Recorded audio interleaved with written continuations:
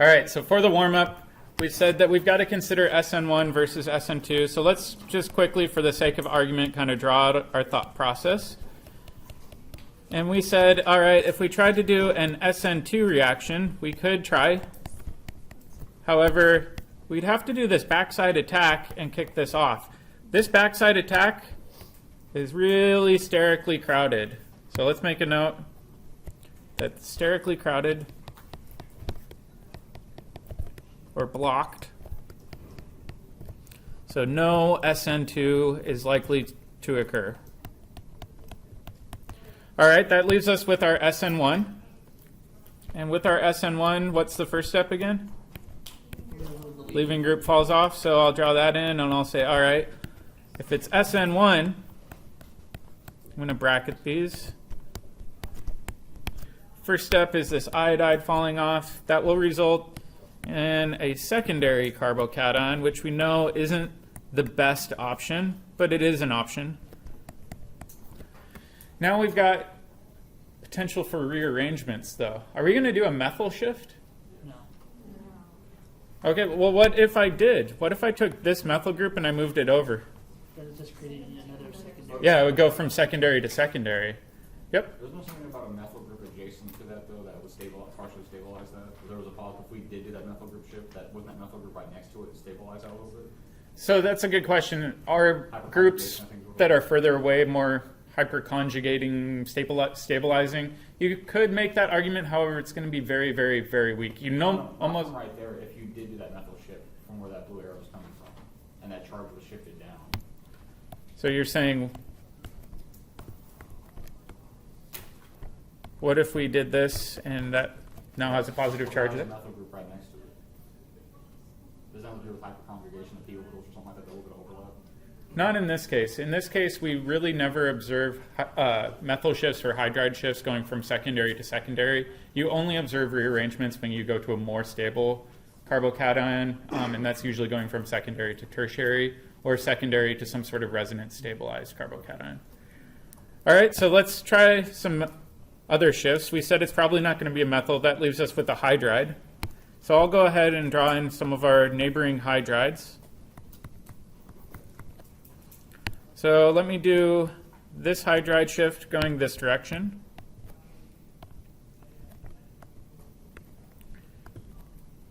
All right, that leaves us with this hydrogen right here and this carbocation. Whoop. Or let me do option B with the red arrow where this hydride pops over. Okay.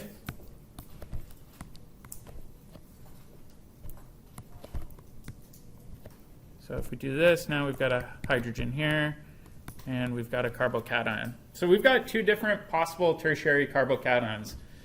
Each are probably equally likely, give or take, and they're much more stable than the secondary. So now we've got some options, right? So let's go ahead and say, all right, we said that these nucleophiles can attack from the top or bottom face of this carbocation. So let's say I do a top side attack here, or I do a bottom side.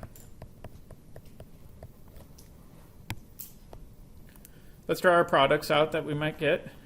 So in this case, we've now got this SH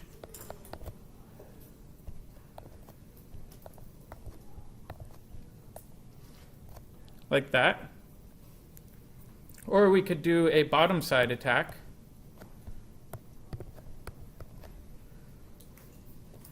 Where this SH is kind of underneath. What's the relationship between these?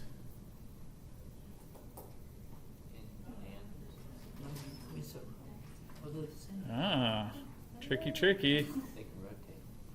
Yeah, just rotate. Yeah, because there's no stereochemistry. There's two. So let's stop and think about this. This is interesting because we do have a carbocation. If we think about the lobe, right? We've got a p lobe sticking straight up and straight down. So that nucleophile could attack from either side. In fact, let me draw this a little bit differently so we can get better perspective. I'm going to say, all right, we've got one methyl group going back, one methyl group like this, and then we've got this empty p orbital. And we just said that this nucleophile can attack from the bottom face, or it can attack from the top face. However, is this a stereocenter, that blue star? No, it's not a stereocenter. What about our other site over here? Have we changed stereochemistry where that red star is? No. So what's the relationship between these? They're identical.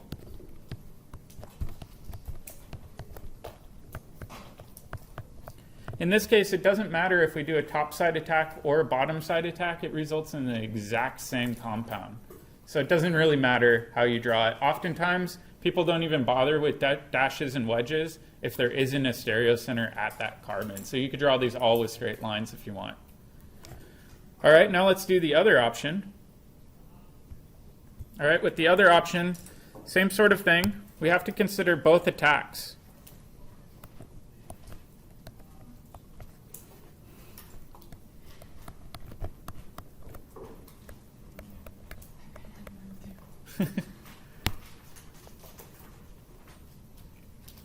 So we could say, all right, this could attack from the top, or it could attack from the bottom.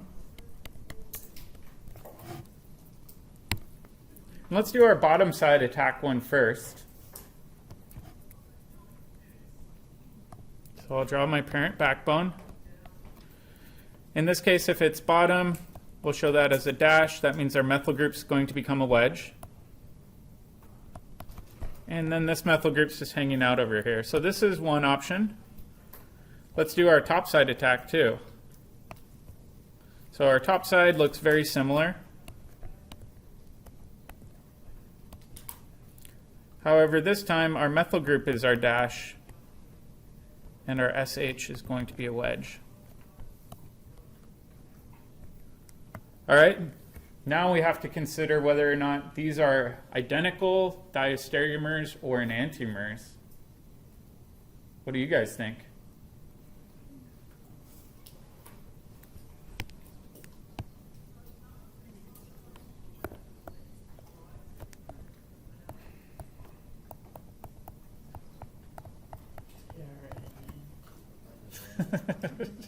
Are we a little rusty on our stereochemistry? I'm going to say anti. Let's assign stereochemistry just for practice. Let's do the bottom side attack one on the left first. We know sulfur would be priority 1. What will priority 2 be? The methyl group, the ethyl group, or that isobutyl group? Yeah, the isobutyl group will be second. Then we've got 3. So we're going clockwise around, but lowest priority is coming forward. So will this be R or S? S. Okay, what about the one on the right? We said 1, 2, 3. Now lowest priority is going backwards. So will this be R or S? R. So now if we compare these, what will their relationship be? Enantiomers.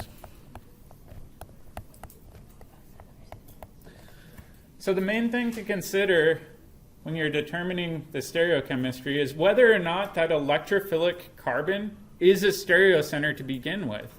If it's not a stereocenter, you don't have to worry about stereochemistry. But if it is a stereocenter, then you absolutely must stop and consider whether or not your product will be R or S. So in this case, our 3 products would be the 3 products that are shown in boxes here.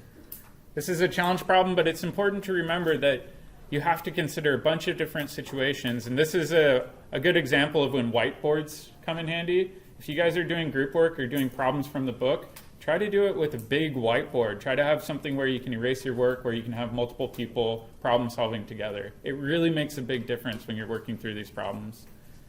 Does that make sense? All right, let's go on to solvents a little bit. But before we do that, I want to talk about the role of the nucleophile, because this is a really big theme in this chapter. We said in SN1 reactions, the leaving group falls off and then your nucleophile attacks. However, the rate limiting step is that leaving group falling off. So the nucleophile really has a minimal role. And we said, in fact, it doesn't impact the rate. The rate is solely dependent on the concentration of your electrophile. However, after we were done talking about that, we said with SN2 reactions, the nucleophile does play a really essential role.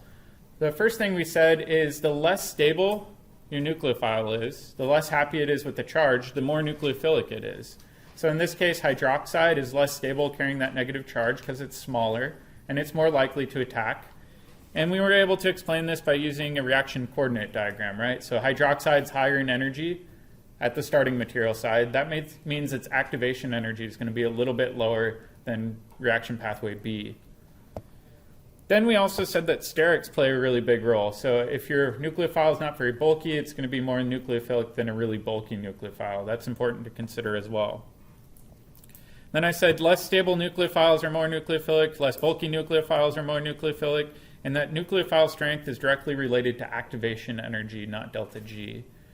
And so we said in the same row, as you go right to left, you get more nucleophilic. And we said that's the same thing with neutral molecules and charged molecules. In addition, we said if you've got a charge, specifically a negative charge, that makes it a way better nucleophile. And then we got into this big hiccup where we said that comparing nucleophilic atoms in the same column is not simple. This depends a lot on solvent. So let's talk about solvent. And do you guys remember this handout that I gave you during the acid-base chapter? Yeah, this comes back. In particular, we're going to be looking at using polar protic solvents and polar aprotic solvents a lot in this chapter, but let's discuss why. All right, so let's consider the transition state.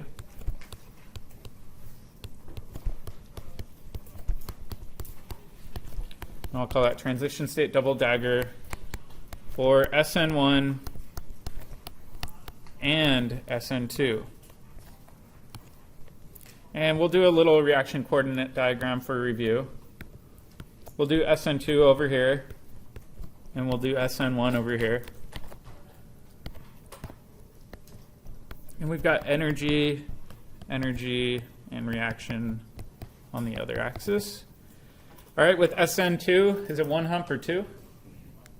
One. All right, let me scoot this over. So we've got one hump. And we said specifically we've got this activation barrier we have to overcome. That's our rate limiting step. And we said up here we've got this double dagger. And this transition state can be best described as trigonal bipyramidal. Let me actually clean this up a little. Where our leaving group's falling off. Whoop, sorry, this should be a straight line.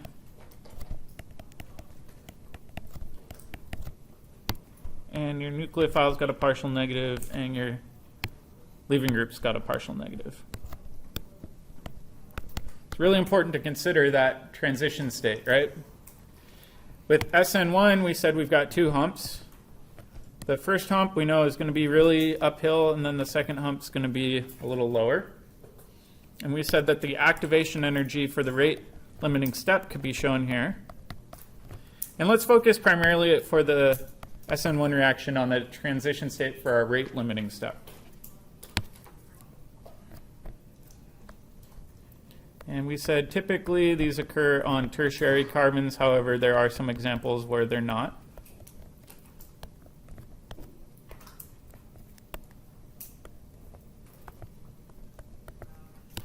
And our leaving group's going to be delta negative, and our carbon's going to be delta positive.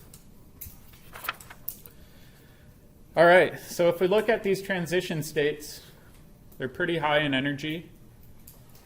Things have partial charges on them, whether that's partial negative or partial positive. Let's think about which solvents would stabilize the partial negatives and partial positives. Do you think a polar solvent would stabilize it, or a non-polar solvent? Polar? Which one? Ah, or do you think it depends on which reaction? So let's stop and talk with your neighbor and try to determine whether or not you think it'd be better for SN2 to have a polar solvent or a non-polar solvent, and then for an SN1 reaction, whether or not it'd be better to have a polar or a non-polar solvent. So I'll give you guys a minute to talk about that with your neighbor.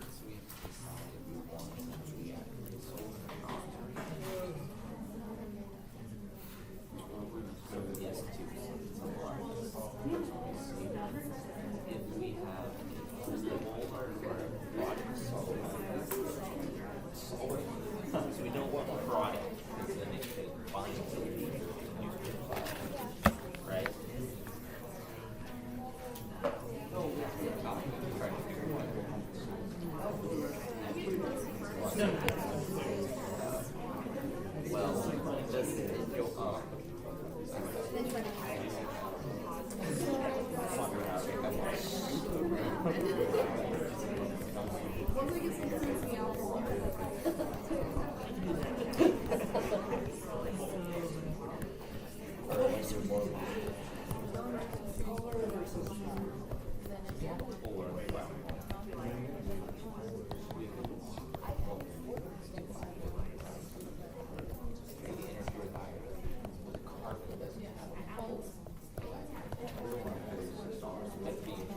All right, let's talk about this now. So we know that both transition states go through some sort of partial positive, partial negative on some portion of the leaving group or nucleophile or electrophile, right?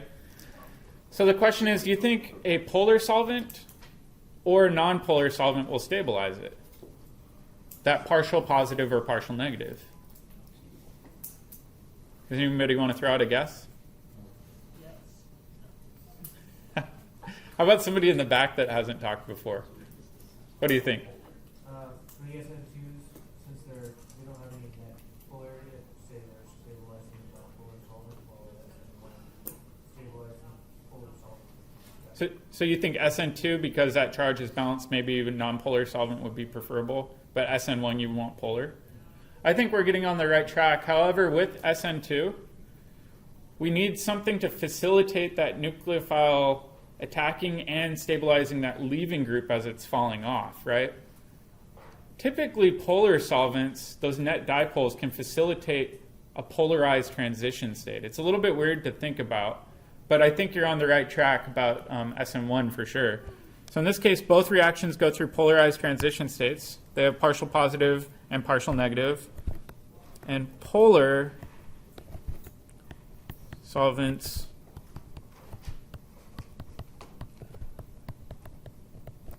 stabilize polarized transition states.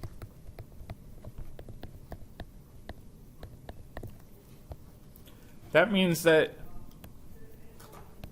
both reactions run better when you actually run them in a polar solvent.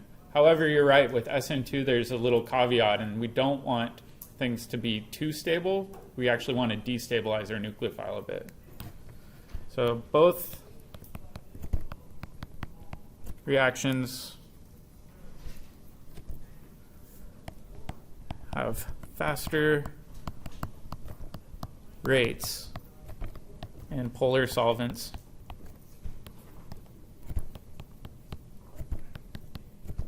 since their activation energy is smaller. It lowers that energy level of your transition state and actually makes that hill a little bit easier to climb over. All right, but now we have to consider our two types of polar solvents, right? If we go back up to our chart, we've got polar protic up here, and we've got really common polar aprotic solvents. Whoop. In general, we try to avoid nonpolar solvents. However, you can get them to work sometimes. They just typically have a little bit slower rates.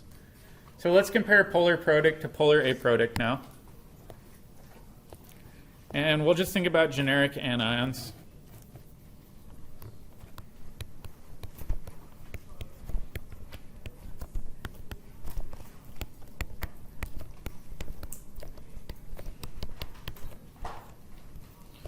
All right, so here's my generic anion.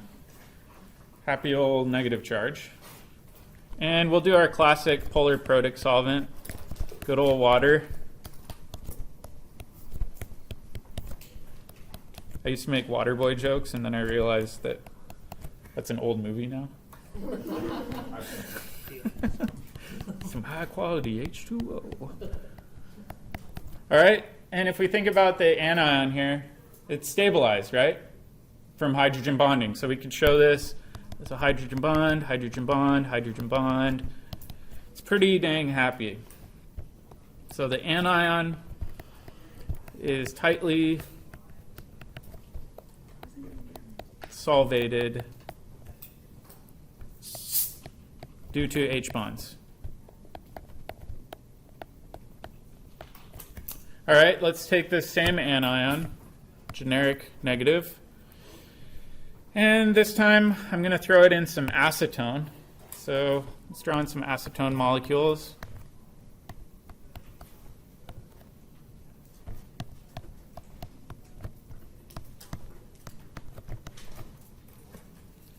Is there any H bonding?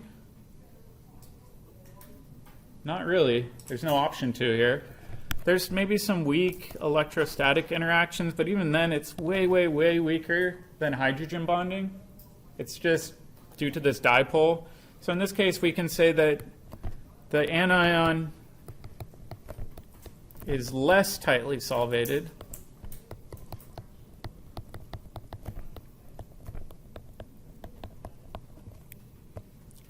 That means that this anion is going to be more or less nucleophilic if it's not held as tightly by the solvent around it. Less. It's going to be more. Think of these solvent molecules as a blanket for your molecule, right? If that blanket's stuck up and wrapped around your molecule, that nucleophile is going to be less likely to attack your electrophile. If these solvent molecules don't really care about the anion that much, they don't interact with it, that nucleophile is going to be much more available to do a nucleophilic attack. So in this case, these become more nucleophilic.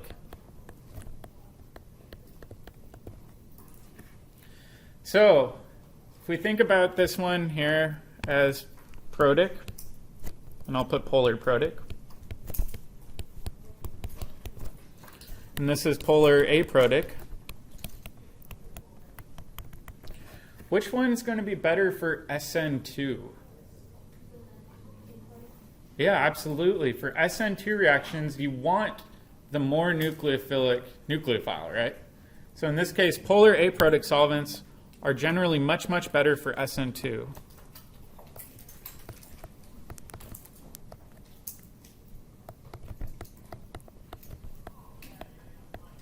And that's because they have a faster rate of reaction. So you can use polar protic solvents for SN2. However, they're just going to be a slower reaction, right? They both work. However, if you want it to occur at the fastest rate, you want to destabilize that nucleophile and have it attack more readily. In this case, what about SN1? Which one do you think would be the better solvent? Does it matter? Does the nucleophile matter for SN1? No, it really doesn't matter. In fact, polar aprotic solvents tend to be a lot more expensive, less environmentally friendly. So typically, SN1 reactions are done in polar protic solvents, and the solvent can be the nucleophile itself. So do you guys remember the problem of the day we used methanol? In that case, we can just run the whole reaction in bulk methanol. It's nice, cheap. It doesn't really have any high risk. It's not expensive. It's a lot easier to run those reactions. So let's make a little note. The SN1 reactions are often run in polar protic solvents.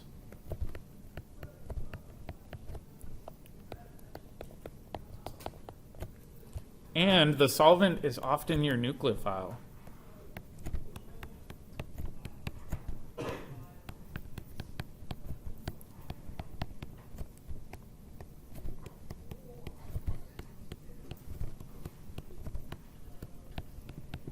So it's a little bit weird to think about. Let's take a look at this using just a simple reaction coordinate diagram. And I want to do polar aprotic solvents because those are the ones where solvent strength really matters.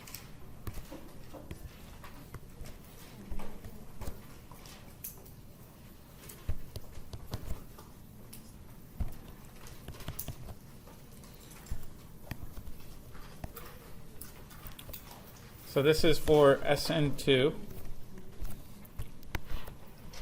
And this will be polar protic versus aprotic in blue. Let's try to draw in the aprotic reaction coordinate diagram overlaid with our polar protic one that I've already drawn in black.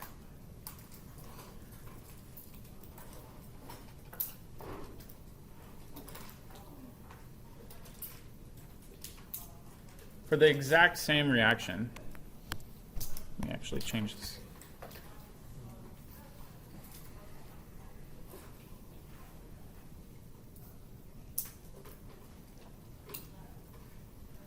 Do you think we're going to change the transition state that much? Not really. They both are polar. They both can stabilize that polarized transition state. What's going to change? The product side then, or the starting material side? Starting material side. So do we think the starting material over here is going to be higher or lower if we switch to aprotic? Higher. We're destabilizing it. That means it's going to increase in energy. It's going to go through roughly that same transition state and roughly end up with the same product. So this is the thing that a lot of students struggle to understand, is by switching to an aprotic solvent, we're destabilizing that nucleophile, and now our activation energy is much, much, much smaller than it otherwise would have been. So by destabilizing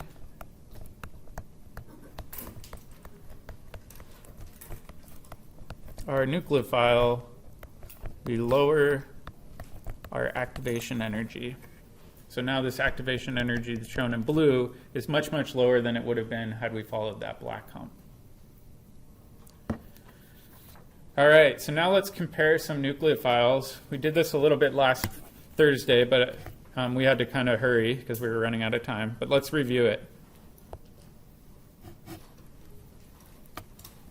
So let's do comparing nucleophilic atoms in the same columns.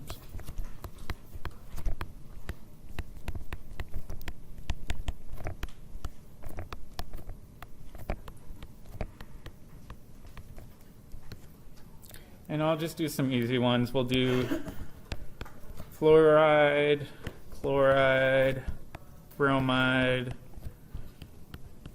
and iodide. All right, now let's consider aprotic solvents. So the ones that don't hydrogen bond. Which one's going to be most reactive or less stable? What do you guys think? I'll give you a hint. Don't pick bromide or chloride. They're in the middle. It's got to be fluoride or iodide. So aprotic? Yeah, aprotic solvent. Which one will be more reactive? Iodide. Wouldn't that make it?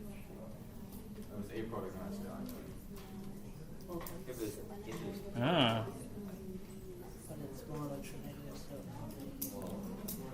I'll give you guys a hint too. Aprotic solvents, you can essentially think of them as not interacting with that negative charge, right?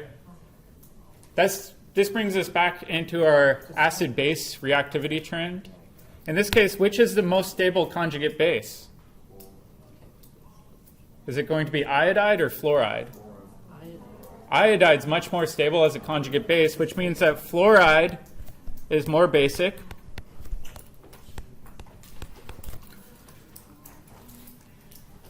That also means that in aprotic solvents, that fluoride is more nucleophilic.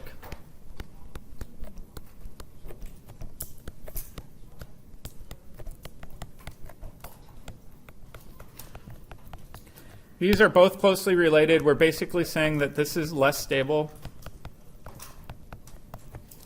and this is less stable. Less stable things are going to be more reactive, whether that's in a base capacity or a nucleophilic capacity. Let's do the same thing with protic solvents, though.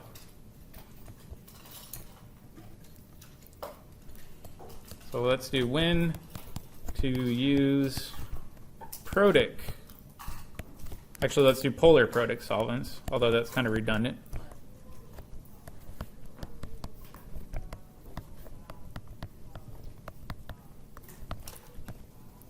We already said that we oftentimes use them in SN1.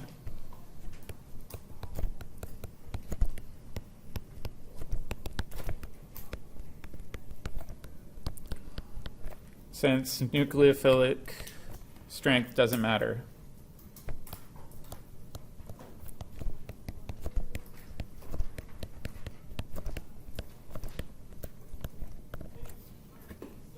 All right, let's do another comparison.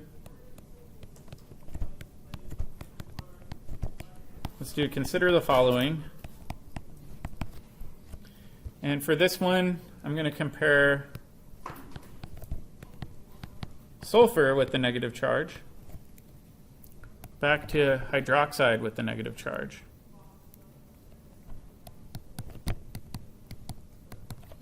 And in this case, let's imagine these both are in water.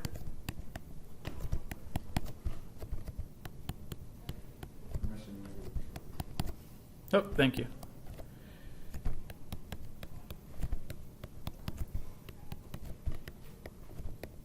So we've got some water molecules kind of floating around, and I'll do some water molecules over here too.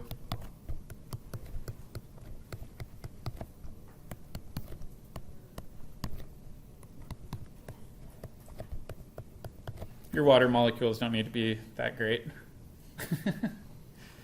And let's draw in some hydrogen bonds.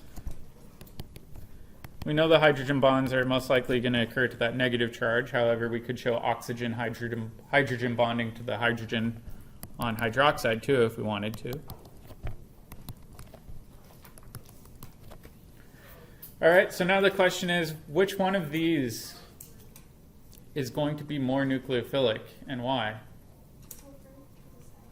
Sulfur because of size? Okay, let's make some notes. Both are tightly solvated.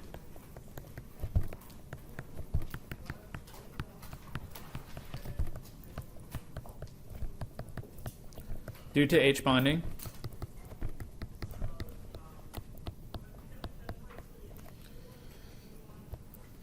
And if we think about oxygen,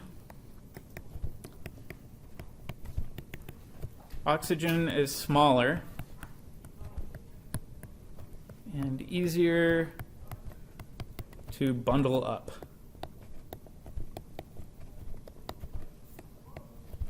You can almost think of these as babies, right? We're going to swaddle them in that solvent. Sulfur is the big old baby. Oxygen's the like little tiny newborn. It's a lot easier to wrap up a small anion than it is a large anion.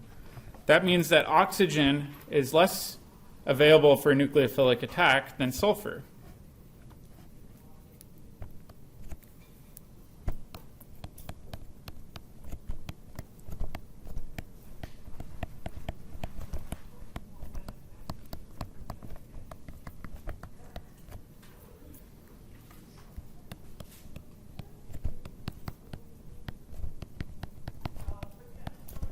Since it is less tightly solvated due to size. All right, so now we're going to compare nucleophilic atoms in the same column, but this time we're going to do it for protic solvents, not aprotic. We did the same thing up here, but this was aprotic solvent, so let's make a little note that this was for aprotic. And then we'll do the same thing down here. So comparing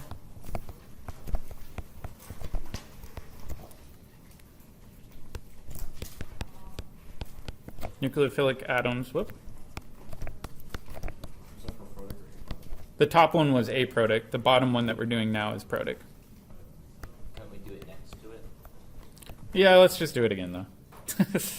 Sorry if this clutters up your notes. If you want to do it on your same one, that's fine. I'm just going to do it this way so we have some clarity. So we could do OH, SH, and the one with selenium. In this case, we would say, you know what, this one's actually more basic. Oh, more basic. However, this time, these are more nucleophilic because they are less tightly solvated.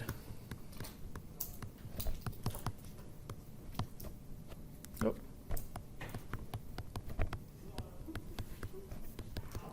Specifically, they're more nucleophilic and protic solvents.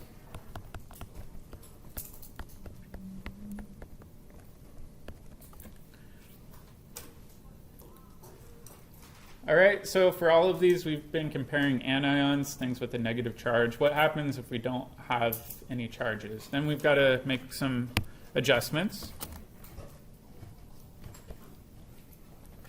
So what about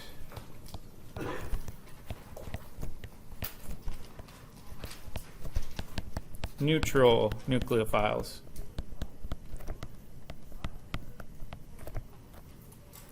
Meaning non-ionic.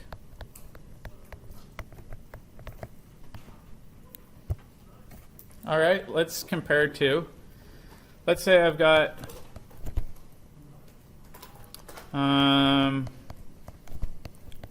let's do ethanol versus its sulfur analog. Which one do you think is going to be more nucleophilic?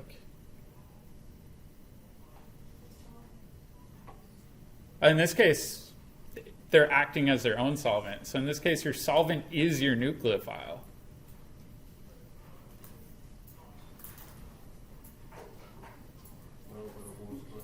Which one's going to be more nucleophilic?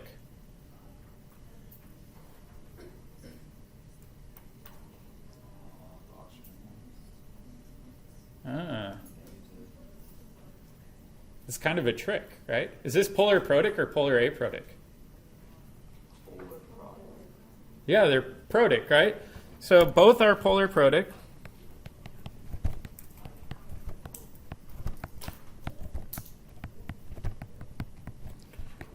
Which means we're looking at which characteristics, size or the stability in an aprotic solvent? Well, we're probably doing size, right? Just like we just did with sulfur and oxygen. So knowing that, which one's going to be more nucleophilic? Yeah, exactly. This one with the sulfur is much, much bigger. It's not going to be solvated as well. It's not going to pack as tightly with other solvent molecules. It's going to act as a much better nucleophile. So larger atoms are more nucleophilic in polar protic solvents.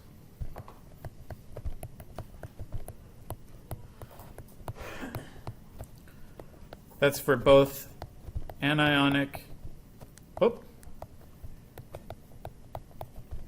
and neutral nucleophiles. And like I said, in SN1 reactions, oftentimes this is the case where you're just running your reaction in a solvent that acts as your nucleophile. So let's make a couple notes. In SN1 reactions, your solvent can be your nucleophile. What do we need to consider if our solvent is our nucleophile? Important steps. Let's take our example from the pod, right? I had iodine on here, right? And then I had a propyl group, or I'll just abbreviate this as prop. And we had methanol. We said the first step was going to be loss of this leaving group. That leaves us with our propyl group hanging off. Then we've got our iodide. And then we said, hey, this can attack in. And if we do this, we're not forming a stereoisomer, so it doesn't matter whether or not we draw them as dashes or wedges.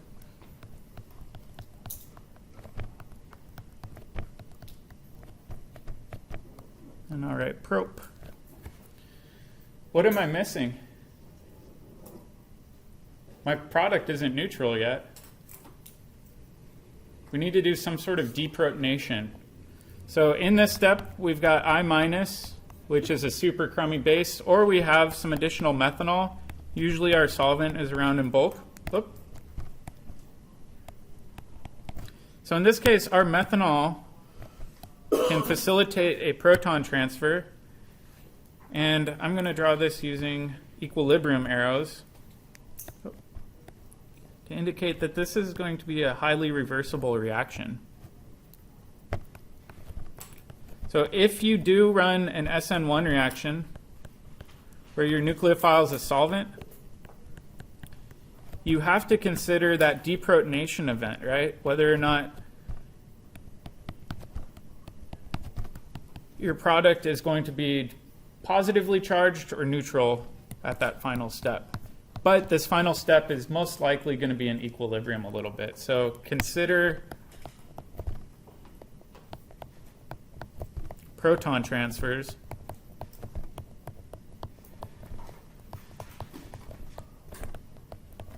If neutral nucleophile is used. you can't just neglect that step. You've got to consider that as an important part. Does that make sense? All right, I think we're going to leave it off there. Tomorrow when we come in, we're going to talk all about leaving groups. We're getting pretty close to being done with Chapter 7. I'm going to try to come up with a bunch of practice problems for us to do. So even if we finish up early, we'll try to have a day or two of practice problems just to make sure we're really confident with all of this material.